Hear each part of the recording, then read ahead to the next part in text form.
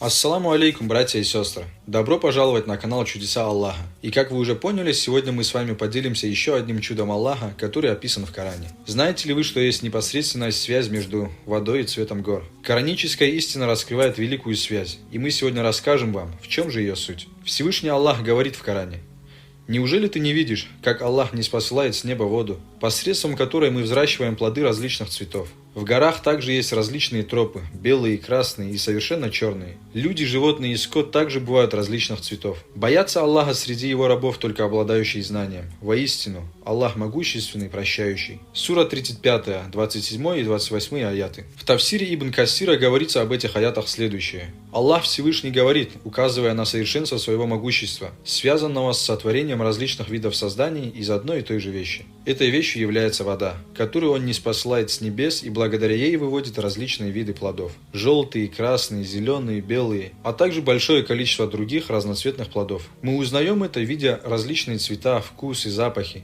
Точно так же и горы сотворены разноцветными, что является очевидным. Они также бывают белого и красного цветов. В них есть разноцветные тропинки, и даже черные, как вороны. Слова Аллаха. Также люди, животные и скот встречаются различных цветов, указывают на животных и людей. Термин «дабба» в этом аяте включает в себя все, что передвигается на конечностях. В итоге отдельные виды присоединяются к общему смыслу этого аята. Все они также очень разные. Среди них есть берберы, люди, принявшие ислам в 7 веке, коренные жители Северной Африки, цвет кожи которых очень черный, сакалибы и румы, чей цвет очень белый. Цвет кожи арабов между ними, а у индейцев менее выраженный, чем у них. Кораническая истина и научные исследования различных цветов упоминаются в 3 различных частях данного аята. И глубокое научное исследование данного вопроса привело к выводу, что цвет гор зависит от их состава и полезных ископаемых, скрытых в них. Что же касается состава и полезных ископаемых, то одним из этих элементов является вода. Таким образом, вода оказывает прямое влияние на цвет скал и гор. Человек поражается этой связи между ниспосланием воды с небес и цветом гор. Однако глубокое и долгое исследование данного вопроса позволило установить, что вода является тем элементом, который растворяет различные вещества, что в итоге приводит к раскрашиванию гор в различные цвета. Ведь они превращаются в эти цвета в зависимости от полезных ископаемых, входящих в их состав. Сами же эти ископаемые представлены разными видами оксидов, с которыми и смешивается вода. Таким образом, вы можете обнаружить основную причину их цвета, который может быть очень черным, белым, красным, а также других цветов.